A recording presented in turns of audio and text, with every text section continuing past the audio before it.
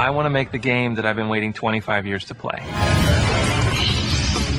Transformers War for Cybertron really started with a sketch of Bumblebee, and we redesigned that character to modernize it all up to be much more of a realistic adult version. That was that first sketch that we slid across the table to Hasbro and said, what do you guys think? And that's where it all started. I think the approval process for Hasbro, especially nerve-wracking. In a sense, it's like George Lucas looking at you redesigning Luke Skywalker. My name is Aaron Archer. I'm a senior design director, and I oversee the Transformers universe for Hasbro. Activision came to Hasbro and said they wanted to make a kind of a breakthrough game, definitely a gamer game. And the original idea was, we've had a couple games that were based on Earth. How about going to Cybertron? And that's a really cool place. It's the home planet of the Transformers. And the early days of that civil war between the Autobots and Decepticons was a story that really hadn't been fleshed out in any format. Hasbro has been fantastic to work with. What they've allowed us to do is take a licensed property and treat it like a brand new IP. To see it grow beyond what our imaginations at Hasbro could be,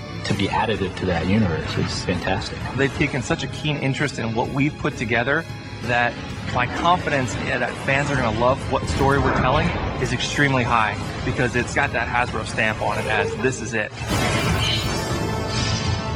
It's an amazing opportunity for us at High Moon Studios to work on creating the canon for what Transformers are going forward. Transformers War for Cybertron takes place on Cybertron. It's their backstory of what they were doing and how they came to be before they ever came to Earth. Because we're not tied to a movie, we're able to tell our own story. This is the Transformers game that they've been waiting for the last 20 years. It's based on the G1 universe. We're showing how Optimus rises into his leadership position. All those things were really cool to explore and build from that people wouldn't expect yet. You know, it's all fuzzy. We all kind of think we know, but you're really going to see it here.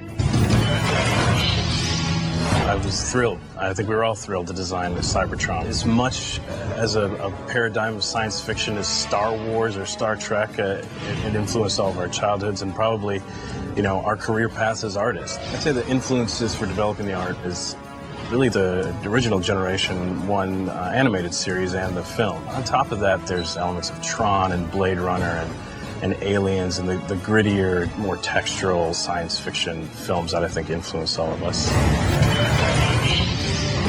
I think Transformers fans will like this game because we took it seriously, we took the property seriously. We have almost a reverence for the original.